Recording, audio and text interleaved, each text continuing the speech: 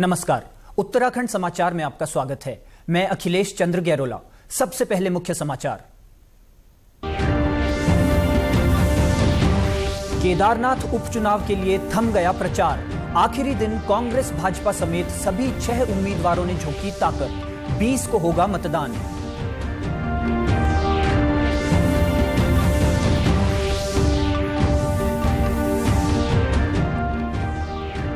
केंद्रीय राज्य मंत्री पवित्रा मार्गरीटा ने किया हरिद्वार जिले का दौरा। देश के 112 आकांक्षी जिलों में शामिल था हरिद्वार।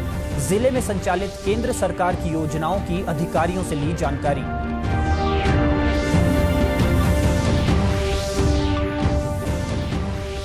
ऋषिकेश नगर निगम ने नगर निकायों के सामने पेश की नजीर।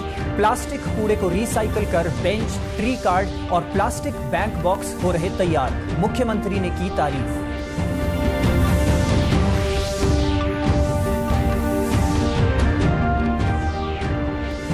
नैनीताल उच्च न्यायालय के कार्यवाहक मुख्य न्यायाधीश मनोज कुमार तिवारी ने किया टिहरी जिला कारागार का निरीक्षण। सुविधाओं और जेल की व्यवस्थाओं को परखा। कानूनी सहायता क्लिनिक और अस्थायी लोक अदालत कार्यालय का लोकार्पण।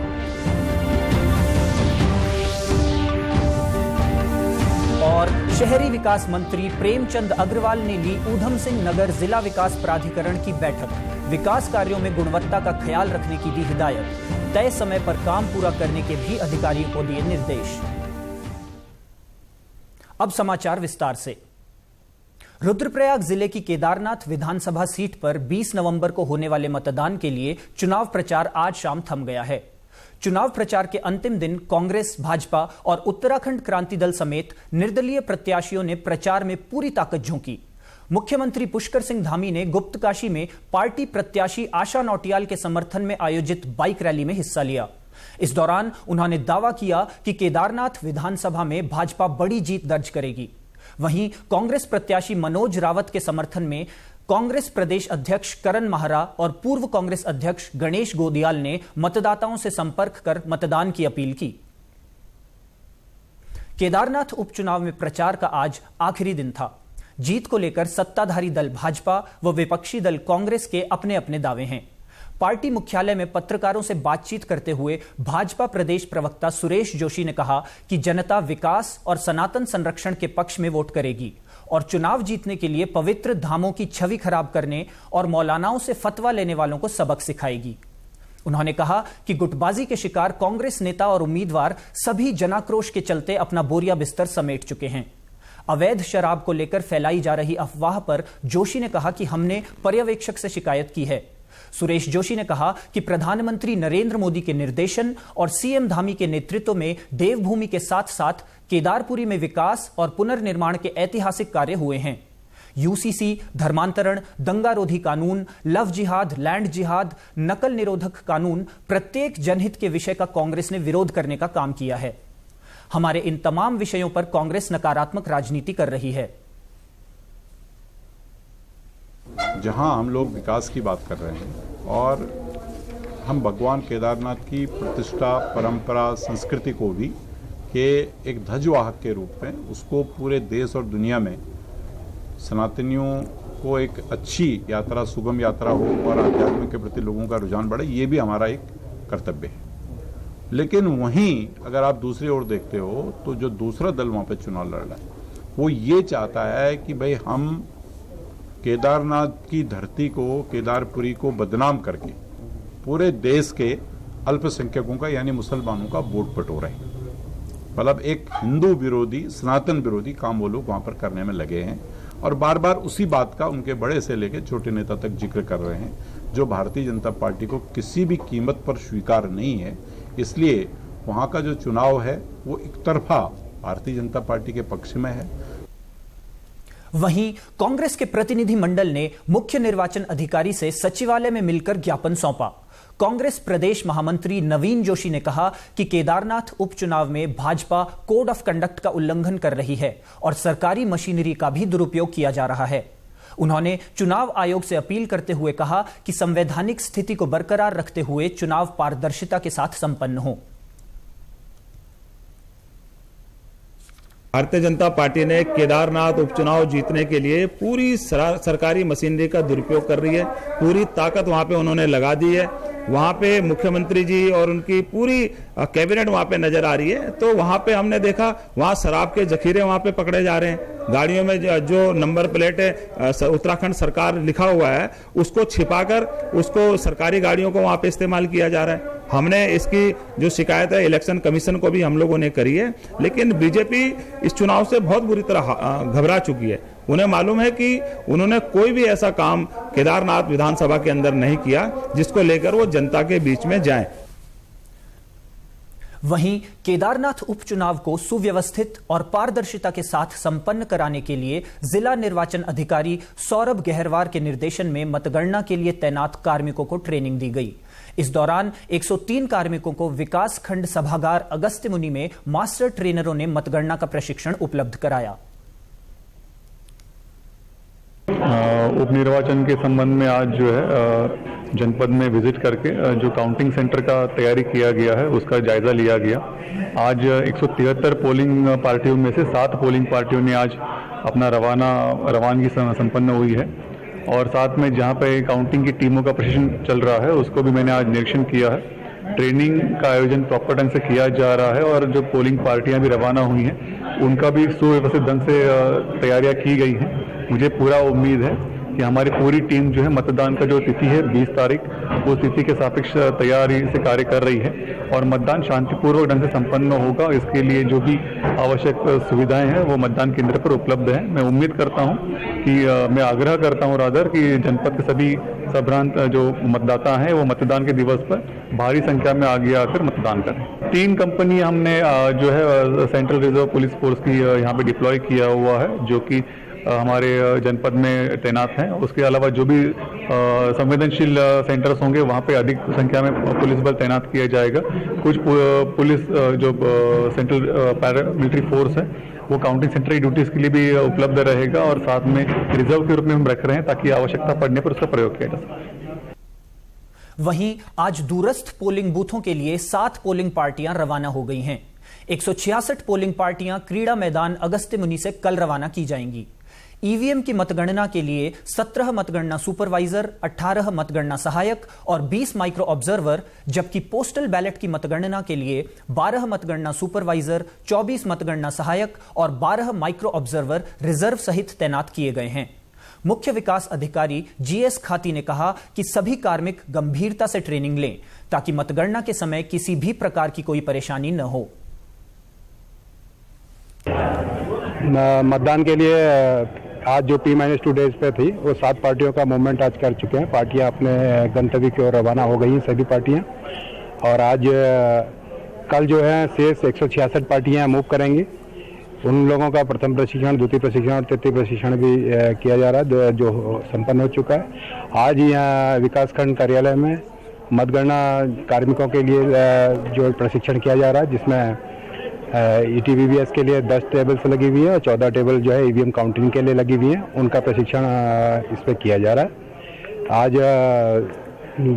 हमारे राज्य के एडिशनल CEO साहब श्री विजय जोगदंडे साहब भी यहाँ पे आए थे। उन्होंने भी हमारे जो कार्मिकों को उनको प्रशिक्षण दिया और बड़ा अच्छा हमें मतलब जो तकनीकी ज्ञान और जो व्यवहारिक ज्ञान है उन्होंने उससे कराया। तो हम उसको पूरा हमारे जो कर्मचारी हैं, जो अधिकारी हैं वो काफी प्रसन्न उससे दिख रहे थे।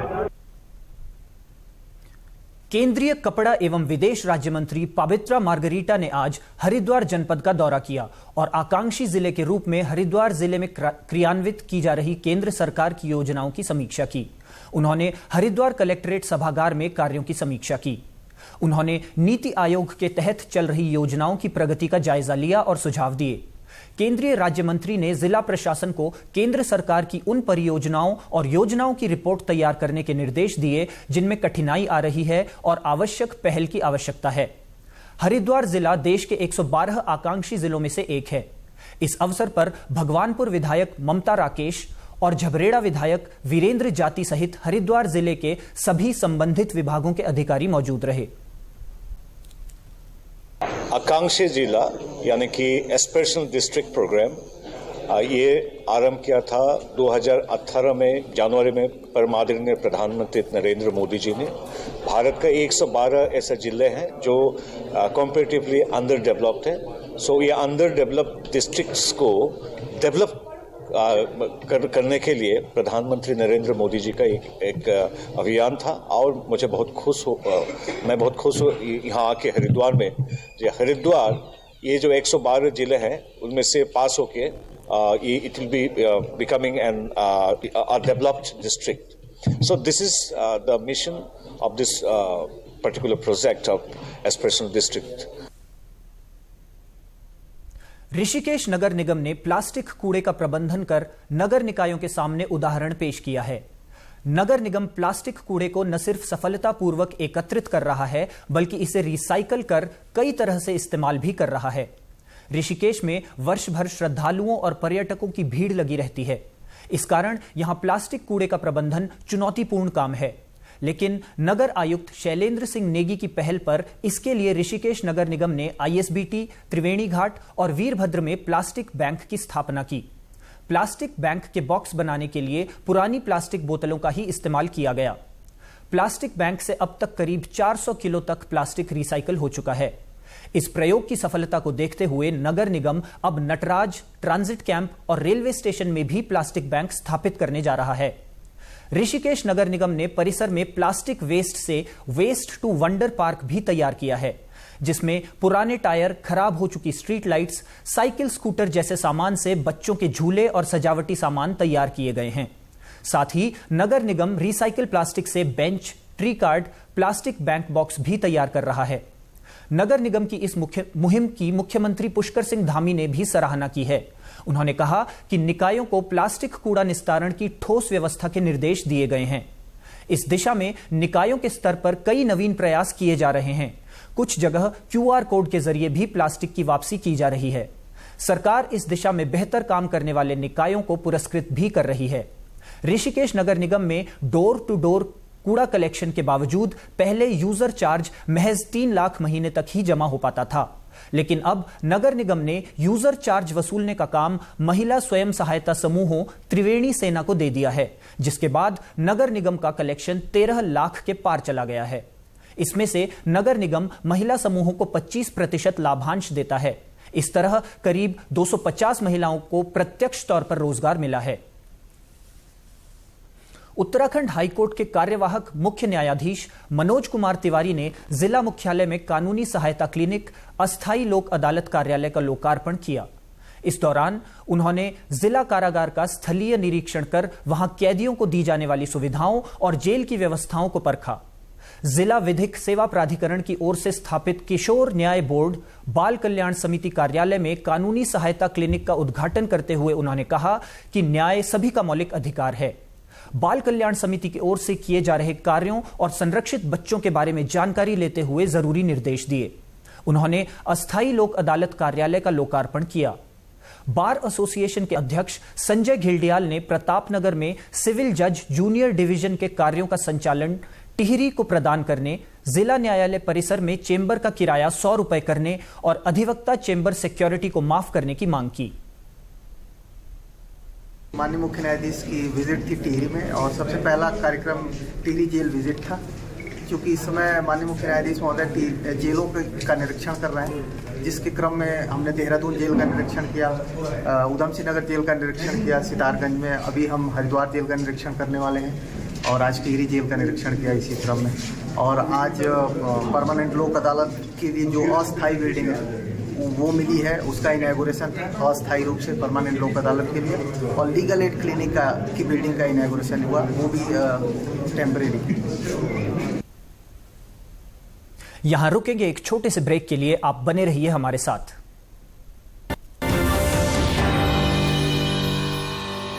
नई वॉशिंग मशीन अच्छा है। क्या हुआ? अरे शॉपिंग पे 2000 का कैशबैक मिला है, बस क्यूआर कोड स्कैन करना है। अच्छी धुलाई होगी है ना? बैंक अकाउंट की पैसे रिसीव करते समय क्यूआर कोड स्कैन, पिन या ओटीपी की जरूरत नहीं पड़ती, वो सिर्फ पेमेंट के लिए चाहिए होती है। इसलिए अनजान कोड या लिंक से सावधान रहिए और नुकसान से बचिए। बच गए धुलाई से। ये नई धुलाई RBI कहता है कि जानकार बनिए, सतर्क रहिए।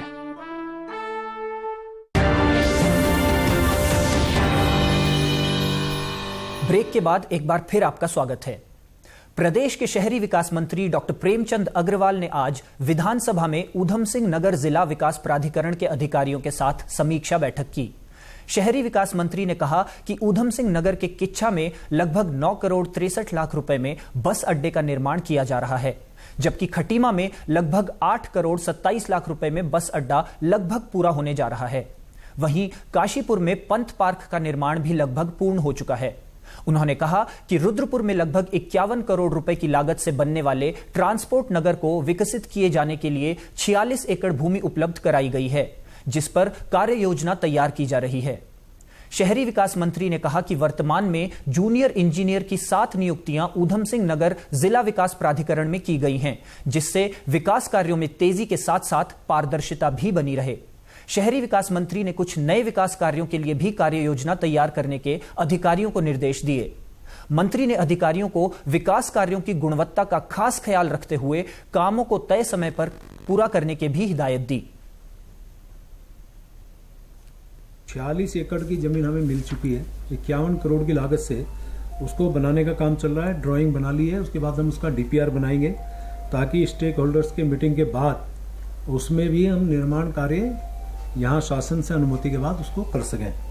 ऐसे हमारे यहाँ जो पार्क्स हैं, हमने जो शहरी विकास के अपने निकाय हैं उस क्षेत्र के, उनसे कहा है कि वो अपने यहाँ ज़मीन दें ताकि हम वहाँ पार्क डेवलप करके उनको हैंड ओवर कर सकें। यानी कि उसके अलावा जो हमारे वेयर हाउसेज हैं, जैसे जो इंडस्ट्रियल एरिया है वहाँ पे वेयर हाउस हम बनाएं, वहाँ के लोगों को लाभ मिले, यानी कि इंडस्ट्रीज को लाभ मिले, हमें उसका कुछ रेवेन्यू मिले। उस पर भी हम लोग काम करने की स्थिति में है, यानी कि हम उस पर प्रस्तावित है। मैंने कहा कि जो काम हम लोग कर रहे हैं या निर्माण कर रहे हैं उसमें जो भी समय हमने दिया है उसी समय को पूरा करना है। गुणवत्ता साथ में रहनी चाहिए। और हमारे वीसी अभी नए हैं, इससे पहले सीडीओ थे। बहुत अच्छा नवाचार उस दौरान इन्होंने अपने उत्तरकाशी में किया था, मैं जानता हूँ। आपसे भी मैंने अपेक्षा की है कि वो नवाचार हमें यहाँ भी दिखना चाहिए, यानी कुछ नवाचार करें, कोई अच्छे काम करें ताकि हमारा इस प्राधिकरण की जो छवि है और निखर के आए। ये सब बातें मैंने की हैं और चूँकि सभी प्राधिकरणों से इसी प्रकार की मैं मीटिंग भी कर रहा हूँ, अपेक्षा भी कर रहा हूँ और उम्मीद कर रहा हूँ जल्दी इसमें आपको एक लाभ जनता को भी दिखाई देगा और छवि सुधरती भी दिखाई देगी। जो काम हो रहे हैं उसमें भी हमारी गुणवत्ता और पारदर्शिता दिखाई देगी। और अब खबर हरिद्वार से, जहां भारतीय मानक ब्यूरो द्वारा मानकों के माध्यम से विज्ञान सीखना कार्यशाला आयोजित की गई।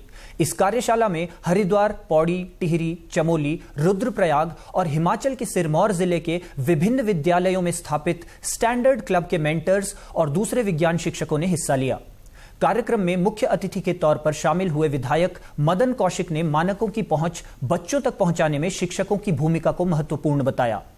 मदन कौशिक ने कहा कि शिक्षक इस तरह की कार्यशाला से सीखेंगे जिसे वे स्कूल में जाकर बच्चों को सिखाएंगे। उन्होंने कहा कि भारतीय मानक ब्यूरो के पास विभिन्न वस्तुओं को प्रमाणित करने की जिम्मेदारी है। यह बेहद महत्वपूर्ण कार्य है और इससे देश विकास की राह में आगे बढ़ रहा है। तो मानक ब्यूरो है निश्चित रूप से एक अच्छी संस्था है जो हमारे जीवन में उपयोग होने वाली प्रत्येक चीज़ के लिए एक मानक निर्धारित करती है। आज जीवन में इस चीज़ का अभाव है और इस अभाव को कैसे पूरा करें, तो निश्चित रूप से मैं बधाई देना चाहूँगा मिस्टर तिवारी जी को, चौधरी हमारे, जिन्होंने सारा कार्यक्रम ऑर्गेनाइज किया, भारत सरकार को, कि जिन्होंने इस प्रकार का एक कार्यक्रम निर्धारित कर पूरे देश भर में इस प्रकार का एक अभियान आपने चलाया है। यही वो अभियान है जिससे हम भारत में 2047 विकसित भारत की एक नींव जो प्रधानमंत्री ने तैयार की है उसी पर आगे बढ़कर हम इसको बनाएंगे। इसके लिए मैं सबको बधाई, शुभकामनाएं देता हूँ। वहीं भारतीय मानक ब्यूरो देहरादून शाखा के निदेशक और प्रमुख सौरभ तिवारी ने कहा कि इस तरह की कार्यशाला का उद्देश्य मानकों में निहित विज्ञान का सार बच्चों तक पहुंचाना है, जिसमें शिक्षक महत्वपूर्ण भूमिका निभाते हैं। उन्होंने कहा कि मानक बनाने की प्रक्रिया में बच्चे भी शामिल हों तथा अपने सुझाव दें। इसे लेकर स्कूलों में स्टैंडर्ड क्लब संचालित किए गए हैं। स्टैंडर्ड नाम की श्रृंखला है जिसका कार्यक्रम आज हरिद्वार क्षेत्र में भारतीय मानक ब्यूरो ने आयोजित किया है। एक्चुअली में ये जो प्रोग्राम्स हैं ये जो हमारे जो सरकारी विद्यालय हैं वहाँ पर उनके शिक्षकों के लिए हमने ये कार्यक्रम आयोजित किया है। इसका उद्देश्य ये है कि जो हमारे अध्यापक जो विभिन्न प्रकार के विषयों को बच्चों को समझाते हैं उनमें किस तरीके से मानकों को उपयोग कर जो हमारे साइंटिफिक प्रिंसिपल्स सिद्धांत हैं या लॉज हैं उनकी जानकारी बच्चों को समझाई जा सके, इसके लिए एक ट्रेनिंग प्रोग्राम आज हमने किया है। देहरादून में गेल इंडिया की ओर से पाइप्ड नेचुरल गैस पीएनजी की पाइपलाइन बिछाने का कार्य किया जा रहा है, लेकिन जमीन न मिल पाने के कारण कई जगह काम रुका हुआ है। 2 साल से अधिक का समय बीतने के बाद भी डिस्ट्रिक्ट रेगुलेटिंग स्टेशन डीआरएस के निर्माण के लिए अब तक जमीन उपलब्ध नहीं हो सकी है। कंपनी ने 2 साल पहले ही जमीन का भुगतान नगर निगम में जमा कर दिया था। गेल इंडिया का दावा है कि उसने जमीन के लिए नगर निगम में 26 करोड़ रुपए जमा किए हैं। इसके बावजूद निगम की ओर से सिर्फ आश्वासन मिल रहे हैं। ऐसे में लंबे समय से डीआरएस का निर्माण ठंडे बस्ते में पड़ा है। कंपनी के अधिकारी इस संबंध में कई बार पत्राचार कर चुके हैं। पिछले 5 सालों में देहरादून के महज 350 घरों तक ही गैस पाइपलाइन के जरिए गैस पहुंच सकी है। योजना की डेडलाइन में अब 4 साल से कम का समय बचा है। ऐसे में बड़ा सवाल यह है कि कंपनी अपने दावे के अनुसार 3 लाख घरों तक कैसे पीएनजी पहुंचा पाएगी। उपनगर आयुक्त का कहना है कि गेल इंडिया ने नेहरू कॉलोनी और मोथरोवाला में भूमि आवंटन के लिए प्रार्थना पत्र दिया था। जानकारी में आया है कि यह 2 साल पहले का प्रकरण है। बोर्ड में पार्षदों के विरोध के कारण जमीन के आवंटन को निरस्त कर दिया गया था। अगर नए सिरे से विकल्प के तौर पर वह दूसरी जमीन लेना चाहें तो उसे उपलब्ध कराया जाएगा। जनहित को देखते हुए प्राथमिकता के आधार पर कार्य का निस्तारण किया जाएगा। प्रकरण संज्ञान में आया है। गेल के द्वारा 2 स्थानों पर भूमि आवंटन के लिए प्रार्थना पत्र दिया गया था, एक मोथरोवाला में और एक नेहरू कॉलोनी में। ये जानकारी में आया कि तत्कालीन जो बोर्ड था, बोर्ड ने पार्षदों के विरोध के आधार पर इस भूमि का जो अलॉटमेंट था वो निरस्त कर दिया है। गेल के अधिकारी यदि संबंध में संपर्क करते हैं तो उनको जो भी उचित जगह उसके स्थान पर दूसरी जगह मिलेगी उसको अलॉट किया जाएगा। और इस बीच में गेल के अधिकारियों के द्वारा भी इस संबंध में कोई संपर्क नहीं किया गया है। और जैसे संपर्क करेंगे तो जो भी उचित भूमि होगी उनको जो नगर निगम में उपलब्ध होगी अलॉट करने की कार्रवाई की जाएगी। अल्मोड़ा के हेमवती नंदन बहुगुणा खेल स्टेडियम में खेल महाकुंभ का शुभारंभ हो गया है। इस जनपद स्तरीय एथलीट्स खेल प्रतियोगिता में 11 विकास खंडों के विद्यालयों के ब्लॉक स्तर पर विजेता खिलाड़ी प्रतिभाग कर रहे हैं। आज बालिका वर्ग में विभिन्न आयु वर्ग के बीच प्रतियोगिताएं हुईं। इस दौरान ताइक्वांडो, टेबल टेनिस, बॉक्सिंग और हॉकी प्रतियोगिता खेली गई। बालिका वर्ग की अंडर 17, 18 और अंडर 20 फुटबॉल प्रतियोगिता हवालबाग विकास खंड के खेल मैदान में आयोजित की गई। बालक बालिका वर्ग के बीच जनपद स्तरीय एथलीट प्रतियोगिता 20 नवंबर तक एचएन बहुगुणा खेल स्टेडियम में खेली जाएगी। 21 से 29 नवंबर तक जनपद स्तरीय वॉलीबॉल, फुटबॉल, कबड्डी, खो खो प्रतियोगिता हवालबाग विकास खंड के खेल मैदान में आयोजित होंगी। यहां से विजेता प्रतिभागी राज्य स्तर पर आयोजित प्रतियोगिता में हिस्सा लेंगे। 25 के अंतर्गत हमारे जनपद लेवल की प्रतियोगिताएं भी चल रही हैं, जो कि 29 नवंबर तक चलेंगी। आज यहां पर हमारे एथलेटिक्स, फुटबॉल और ताइक्वांडो, टीटी, जूडो की प्रतियोगिता हो रही है। यहाँ के बाद हमारे बच्चे सीधे स्टेट में प्रतिभाग करेंगे। सभी 11 विकास खंडों के बच्चे जो प्रथम स्थान प्राप्त किया है उन्होंने वो यहाँ पर प्रतिभाग कर रहे हैं। कुछ गेम हमारे ओपन भी है, जैसे जूडो हो गया, ताइक्वांडो हो गया, टीटी, टेबल टेनिस, जो सीधे जनपद में प्रतिभाग कर रहे हैं। इसके बाद ये बच्चे हमारे स्टेट लेवल में प्रतिभाग करेंगे। इस खेल महाकुंभ में प्रतिभाग करने आए बच्चे भी बेहद खुश नजर आ रहे हैं। उनकी माने तो प्रतियोगिता के जरिए बालिकाओं को भी खेल के क्षेत्र में आगे बढ़ने का अवसर दिया गया है, जिससे वे भी इस क्षेत्र में अपना हुनर दिखा पा रही हैं। मैं विकासखंड चकोटिया से आई हूँ और हम यहाँ जिला स्तरीय ताइक्वांडो प्रतियोगिता खेलने के लिए आए हैं और इसके माध्यम से हम आगे भी बढ़ने का बहुत ज़्यादा मतलब सभी बच्चों के लिए आगे बढ़ने का अच्छा मौका है। मेरा नाम वैभवी है। यहाँ खेल महाकुंभ जो चल रहा है उसमें मैंने टेबल टेनिस में प्रतिभाग करा, उसमें मैं फर्स्ट आई हूँ। मुझे बहुत ही अच्छा लग रहा है कि हमें खेलने का मौका मिल रहा है आगे को। टेबल टेनिस बहुत ही अच्छा गेम है, हमें खेलना चाहिए। मैं राष्ट्रीय युवा महोत्सव 2025 अगले वर्ष 11 और 12 जनवरी को विकसित भारत युवा नेताओं के संवाद के रूप में मनाया जाएगा। केंद्रीय युवा कार्य और खेल मंत्री डॉक्टर मनसुख मांडविया ने आज नई दिल्ली में एक संवाददाता सम्मेलन को संबोधित करते हुए इसकी घोषणा की। उन्होंने कहा कि यह मंच देश की युवा शक्ति को प्रधानमंत्री नरेंद्र मोदी के समक्ष बातचीत करने और अपना दृष्टिकोण प्रस्तुत करने का अवसर प्रदान करेगा। श्री मांडविया ने कहा कि इस संवाद का उद्देश्य देश भर के युवाओं में प्रतिभा की पहचान करना और उन्हें विकसित करना है। साथ ही उन्हें विकसित भारत के लिए अपने दृष्टिकोण को साझा करने के उद्देश्य से एक प्रभावी मंच प्रदान करना है। युवक महोत्सव को यानी कि यूथ फेस्टिवल को अलग तरीके से मनाने के लिए हमने आयोजन करा है और इस बार विकसित भारत यंग लीडर डायलॉग के रूप में नेशनल यूथ फेस्टिवल मनाया जाएगा। इस कंपटीशन में, इस कार्यक्रम में हम देश के कोने कोने से कन्याकुमारी से कश्मीर तक और कच्छ से लेके असम, अरुणाचल प्रदेश के सभी युवाओं को इस कार्यक्रम में जोड़ना चाहते हैं। कैसे जोड़े? Give this talent an opportunity to present their vision before the Honorable Prime Minister Modi. तो देश के कोने कोने से देश के यूथ को हम अपने आइडिया शेयर करने के लिए, अपनी बात करने के लिए दिल्ली में 2 दिन का कार्यक्रम आयोजित होगा। इस कार्यक्रम में ये देश के युवा अलग अलग थीम के द्वारा आएंगे।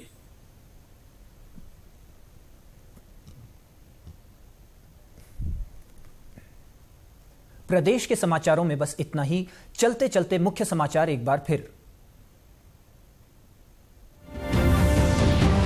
केदारनाथ उपचुनाव के लिए थम गया प्रचार। आखिरी दिन कांग्रेस भाजपा समेत सभी 6 उम्मीदवारों ने झोंकी ताकत। 20 को होगा मतदान।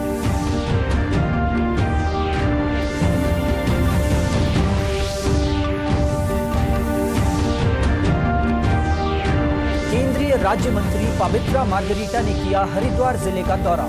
देश के 112 आकांक्षी जिलों में शामिल था हरिद्वार। जिले में संचालित केंद्र सरकार की योजनाओं की अधिकारियों से ली जानकारी।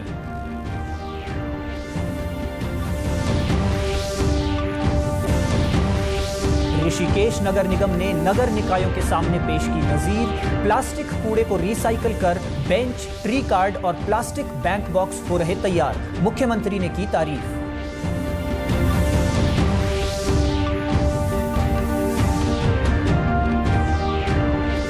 नैनीताल उच्च न्यायालय के कार्यवाहक मुख्य न्यायाधीश मनोज कुमार तिवारी ने किया टिहरी जिला कारागार का निरीक्षण।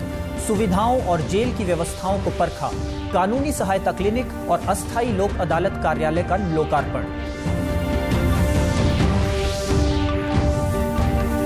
और शहरी विकास मंत्री प्रेमचंद अग्रवाल ने ली ऊधम सिंह नगर जिला विकास प्राधिकरण की बैठक।